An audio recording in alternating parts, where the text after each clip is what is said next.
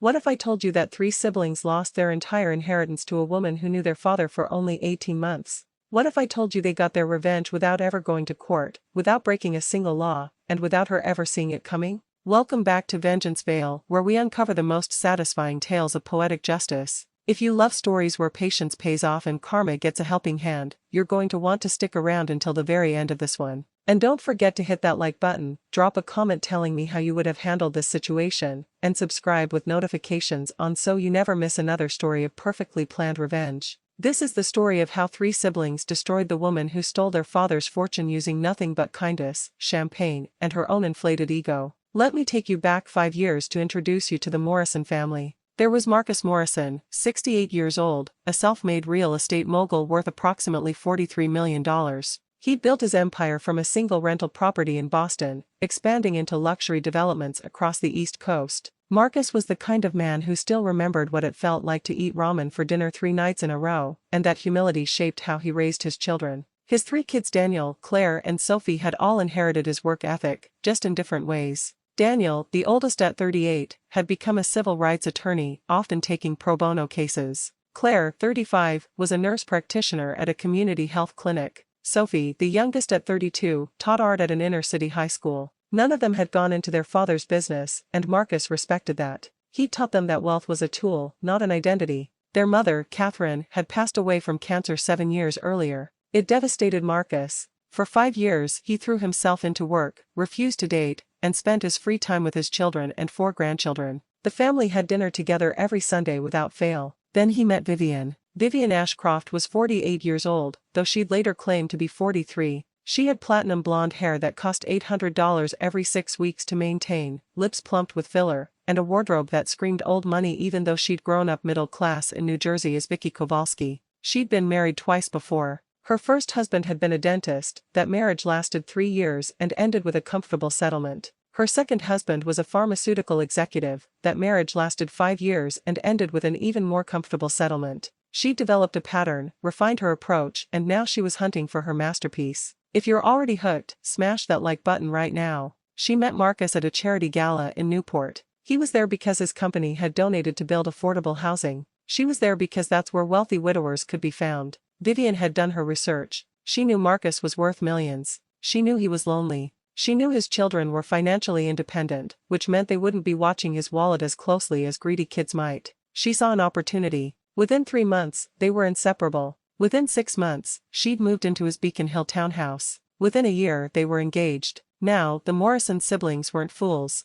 They saw the red flags from the very first Sunday dinner when Marcus brought Vivian home. Daniel noticed how her eyes swept across the dining room, lingering on the original artwork and antique furniture, calculating value with every glance. Claire noticed how Vivian's stories about her past were vague and contradictory. She'd been a marketing consultant and a boutique owner and an event planner, but never at the same time, and never with specific details. Sophie noticed how Vivian monopolized their father's attention, steering conversations away whenever the kids tried to reminisce about their mother or discuss family memories that didn't include her. But their father was happy. Happier than he'd been since their mother died. He laughed again. He took vacations. He seemed younger, more energized. And so the siblings made a choice that many adult children make. They swallowed their concerns and tried to be supportive. Maybe we're being overprotective, Claire said during a private sibling meeting at Daniel's house. Maybe she really does love him, Sophie added, though her tone suggested she didn't believe it. Daniel, the lawyer, was more direct. I'm going to suggest Dad updates his estate plan, just to be safe. Marcus did update his will, but not the way his children expected.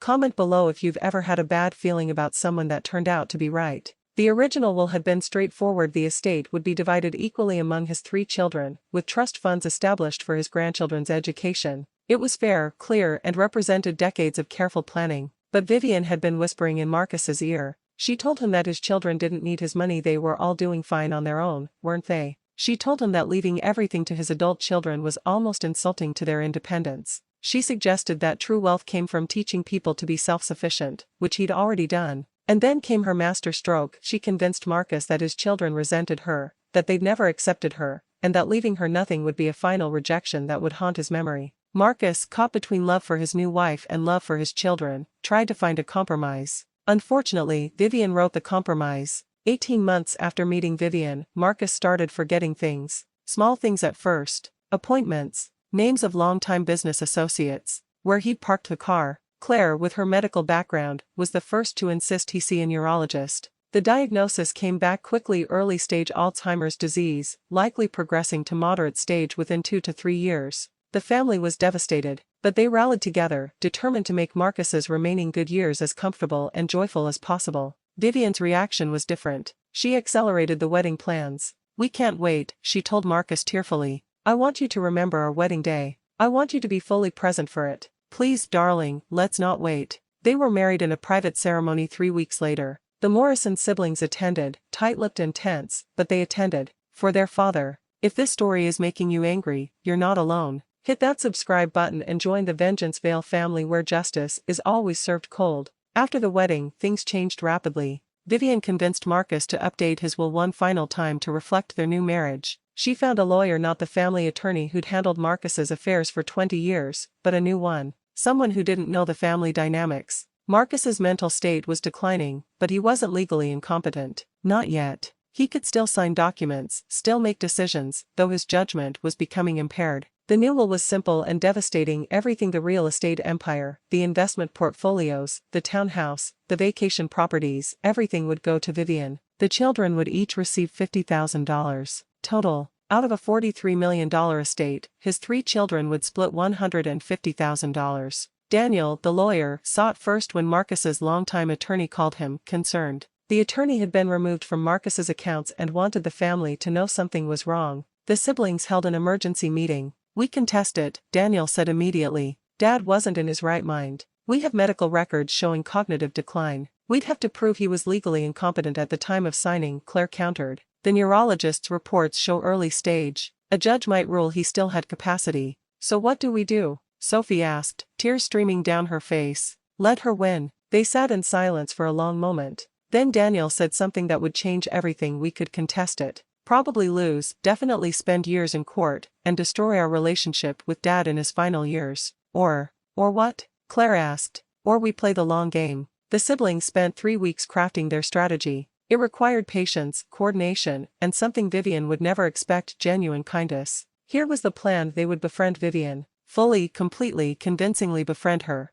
They would welcome her into the family she was so desperate to infiltrate. They would integrate her into their social circles, introduce her to their friends, and give her exactly what she'd always wanted: access to high society. And then, slowly, carefully, they would let the truth leak out. Not through confrontation, not through accusations, but through stories, photographs, and innocent conversations that would gradually reveal to everyone in Vivian's new social circle exactly who she really was. Drop a comment if you think you could pull off revenge that requires this much patience. "We're going to give her everything she wants," Daniel explained. "And we're going to make sure it destroys her." Phase 1 began immediately. Sophie called Vivian and invited her to lunch. Just the two of them. "I think we got off on the wrong foot," Sophie said warmly. "You're Dad's wife now, which makes you family. I'd like to get to know you better." Vivian was suspicious at first, but Sophie was disarming sweet, artistic, seemingly naive. Over lunch at a trendy bistro in Cambridge, Sophie asked about Vivian's life, her interests, her dreams. She was the perfect audience: engaged, sympathetic, non-judgmental.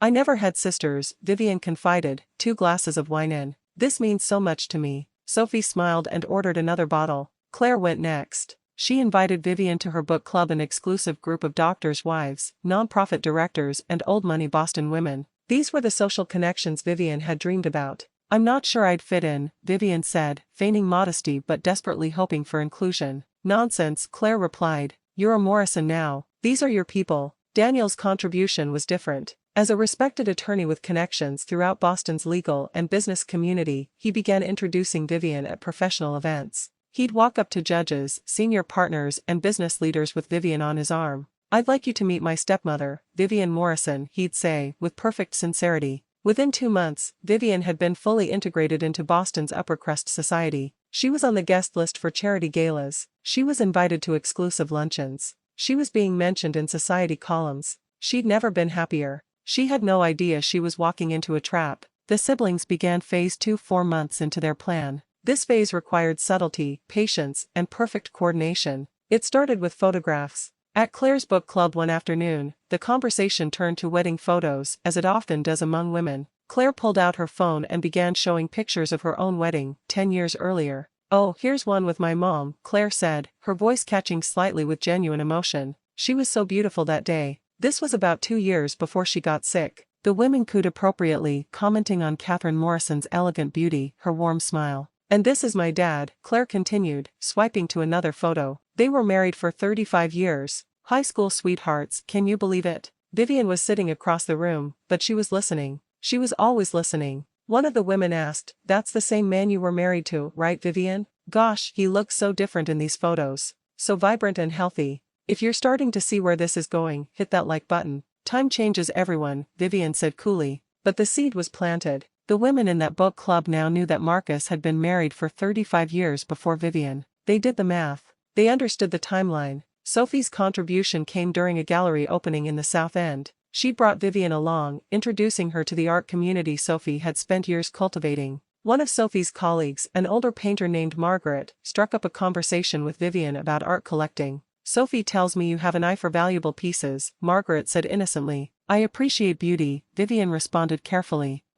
Sophie mentioned you'd helped her father update his collection recently. "It must be wonderful to have access to such resources for your passion." Vivian's smile tightened. "Marcus has been very generous." Later, over drinks, Margaret mentioned to the group how interesting it was that Marcus's new wife had taken such an active role in reorganizing his art collection. The subtext was clear. Everyone in that room now wondered if Vivian was an art lover or an asset appraiser. But Daniel's moves were the most surgical. At a legal ethics seminar, Daniel sat at a table with 3 family law judges. During the break, one of them asked after his father's health. Declining, unfortunately, Daniel said with genuine sadness. "The Alzheimer's is progressing. We're just trying to keep him comfortable." "I'm so sorry, Daniel. That must be incredibly difficult." "It is. Especially because he got remarried just before his diagnosis became clear. His new wife is adjusting to the reality." "Remarried? Recently, about a year ago." They'd known each other for just over a year before that. Daniel didn't have to say anything else. These were family law judges.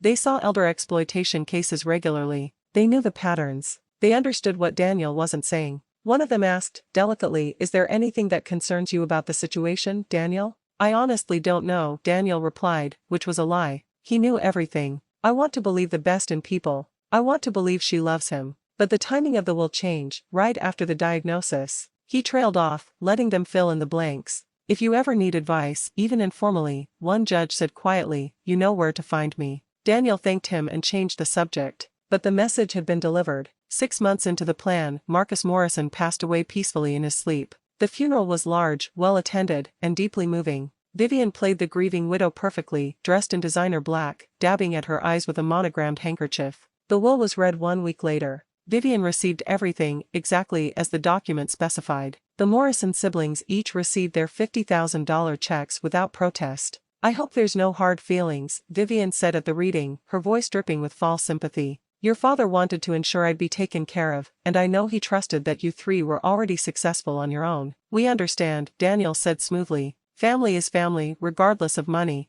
Vivian barely suppressed her triumphant smile. She had no idea that the real inheritance, the one that mattered, was about to be collected. Subscribe to Vengeance Veil now because the best part is coming. Phase 3 began immediately after the funeral. The siblings continued their campaign of kindness, but now with a new element. They started telling stories. At dinners, at events, at casual gatherings, they would reminisce about their parents' marriage. But these weren't bitter or accusatory stories. They were loving, warm memories that just happened to include very specific details. Sophie told a story at an art gallery reception about how her mother had worked 3 jobs to help pay for her father's first property investment. Mom was a secretary during the day, cleaned offices at night, and did bookkeeping on weekends, Sophie said, her eyes glistening. Every penny went to Dad's dream. She was his true partner in building everything. The listeners, many of whom now knew Vivian, did the math. Catherine had been there from the beginning. She'd built that empire alongside Marcus. Claire shared medical stories at her book club about caring for her mother during the cancer treatments. Dad would sit with her every night, holding her hand, reading to her. Even when the business was struggling, even when he had meetings, he never missed a night. He told me once that Mom was his foundation, and without her, none of his success meant anything. The women in the book club looked at each other. The unspoken question hung in the air. And what, exactly, did Vivian contribute to earn that inheritance? Daniel's contribution was more direct. At a charity event for affordable housing, a cause Marcus had championed, Daniel gave a speech about his father's legacy. "My father believed in building things that lasted," Daniel said from the podium. He and my mother built their marriage, built their family, and built an empire together over 35 years. Everything he accomplished, every property, every successful deal, was a partnership with my mother. Her name might not have been on the paperwork, but her fingerprints were on every success. He paused, letting that sink in. Before she passed, my mother made my father promise that his legacy would benefit the community they'd built together. She wanted affordable housing, scholarships for underprivileged kids, medical clinics in underserved areas. That was their shared vision. Another pause. I'm proud to announce that my siblings and I are establishing the Catherine Morrison Foundation, using our inheritance from Dad to fulfill the dream our parents shared. The applause was thunderous. Vivian was in the audience. Her face was frozen in a rictus of a smile. She'd just heard that the Morrison children were using their paltry $50,000 each to start a foundation. Everyone in that room was doing the same math. If the kids only got $150,000 total, where did the other $43 million go? Comment karma if you love where this is going. Over the next year, the siblings executed their plan with precision. Every social event Vivian attended, someone would mention Catherine. Oh, you live in the Beacon Hill townhouse? Catherine Morrison had exquisite taste decorating that place. I hope you've kept her touches. Every charity function will the Morrison estate be continuing Catherine's tradition of supporting the Children's Hospital. Every dinner party Marcus was so devoted to Catherine. I remember him telling me once that he could never love anyone the way he loved her. Isn't it beautiful when a love like that lasts forever? Death by 1,000. But the siblings' master stroke came from an unexpected source: Vivian's own past. Remember, Daniel was an attorney with connections. He hired a private investigator not to dig up dirt, but to find truth. What they discovered was a pattern. Vicky Kowalski had changed her name to Vivian Ashcroft after her second divorce. Before that, she'd been Vicky Chen during her second marriage, and Vicky Dawson during her first. Each marriage had followed the same pattern: target older, successful men, cultivate dependency, maximize the settlement. But the investigator found something else: other ex-wives. Women who'd been married to successful men and had their own stories about Vivian's interference. One woman's husband had left her for Vivian, only to be drained financially and discarded when someone wealthier came along. Daniel didn't use this information for a lawsuit. Instead, he did something more elegant. He created a comprehensive report and sent it to the IRS and Massachusetts Department of Revenue. Because here's what Vivian had forgotten: all that money she'd received in divorce settlements was supposed to be properly reported. All those gifts Marcus had given her before marriage should have been reported. All those art pieces she'd quietly moved out of the townhouse and sold to dealers. Taxable. Within 6 months, Vivian was being audited. But the real destruction came from the social sphere. Boston high society is a small world, and reputation is everything. The Morrison siblings had spent 18 months introducing Vivian to everyone who mattered. They'd opened doors, made introductions, and vouched for her. And now, those same people were putting together the pieces. At Claire's book club, one of the women, a divorce attorney's wife, casually mentioned that she'd heard a fascinating story about a woman who'd married 3 wealthy men in succession, always timing the divorces or deaths perfectly to maximize her financial gain. Can you imagine? The woman said, sipping her wine. Apparently she even changed her name multiple times to hide the pattern. Some people have no shame. She didn't mention Vivian by name. She didn't have to. Every woman in that room glanced at Vivian, then quickly looked away. Smash that like button if you appreciate revenge that served this cold. At a gallery opening, Sophie's friend Margaret held an exhibition of portraits. One series was called The Collector and featured paintings of a blonde woman surrounded by luxury items, each portrait showing her with a different elderly man, each man looking progressively more diminished and gray. It's about people who collect relationships like objects, Margaret explained to the crowd, who see love as a transaction and people as resources to be harvested. Sophie stood next to Vivian during the artist's talk. She watched Vivian's face grow pale as she stared at the paintings, which bore no resemblance to Vivian but somehow captured her essence perfectly. Art should make us uncomfortable, Sophie whispered to Vivian. Don't you think? At a legal charity event, one of the judges Daniel had spoken to gave a speech about elder abuse and exploitation. It's more common than you think, the judge said solemnly. Someone befriends an elderly person, often someone who's recently lost a spouse and is vulnerable. They rush into marriage, isolate the person from family, and manipulate them into changing their estate plans. By the time the family realizes what's happening, the damage is done. Daniel was sitting at Vivian's table. He leaned over and whispered, such a shame when that happens to families. Thank God our family never experienced that kind of manipulation. Vivian's hand shook as she lifted her wine glass. The invitation started drying up. First, Vivian noticed she wasn't being invited to the exclusive charity galas anymore. Then the book club meetings began happening without her knowledge. Then the society columns stopped mentioning her name. She tried to leverage her connections through the Morrison children, calling Sophie to ask about events. "Oh, I'm so sorry," Sophie would say sweetly. "I thought you received an invitation. Maybe it got lost in the mail." They were freezing her out, but doing it so gradually, so politely, that Vivian couldn't even point to a specific moment of rejection. It was social death by 1,000 tiny exclusions. 2 years after Marcus's death, Vivian's situation had completely deteriorated. The IRS audit had revealed significant tax fraud. She owed over $8 million in back taxes, penalties, and interest. To pay it, she had to liquidate assets, selling off properties at unfavorable prices, liquidating investment portfolios at a loss. The townhouse, the beautiful Beacon Hill property where she'd planned to reign as a society matriarch, had to be sold. The buyer? A non-profit organization establishing a community center. The broker who arranged the sale? Daniel Morrison's law firm. Vivian moved into a modest condo in Brookline. Not poor but no longer wealthy. Not destitute, but no longer able to maintain the lifestyle she'd cultivated. But worse than the financial loss was the social isolation. She'd been erased from Boston society so completely that it was as if she'd never existed. The people she'd thought were friends didn't return her calls. The organizations she'd joined quietly removed her from their boards. Her name disappeared from guest lists. She was invisible. One afternoon, Vivian found herself at a coffee shop in Cambridge, sitting alone. At the next table, she overheard 2 women talking. "Did you hear about that woman who married Marcus Morrison?" "Oh God, yes." "Vivian something. Can you imagine? Stole that poor man's entire fortune from his children. I heard she had a whole history of marrying wealthy men and bleeding them dry. The Morrison kids are saints for not dragging her through the courts. They took the high road. They established that foundation in their mother's name instead. Now that's class." Vivian sat frozen, listening to herself being discussed like a villain in a cautionary tale. If you're loving this story, don't forget to subscribe and hit that notification bell. The Morrison siblings had never sued her, never publicly accused her, never confronted her at all. They'd simply told the truth, slowly and consistently, to everyone who would listen. They'd let society draw its own conclusions. They'd allowed Vivian to destroy herself through her own past actions. The final blow came 3 years after Marcus's death. The Catherine Morrison Foundation had grown substantially. The $150,000 initial investment had been leveraged with grants, donations, and fundraising events. The foundation now provided scholarships to 50 students annually, funded a free medical clinic, and supported affordable housing initiatives. At the foundation's annual gala, a glittering event attended by Boston's elite, Daniel gave the keynote speech. "My mother used to say that true wealth isn't what you keep, but what you give away," Daniel said from the stage. "She and my father built their fortune together through hard work, sacrifice, and partnership.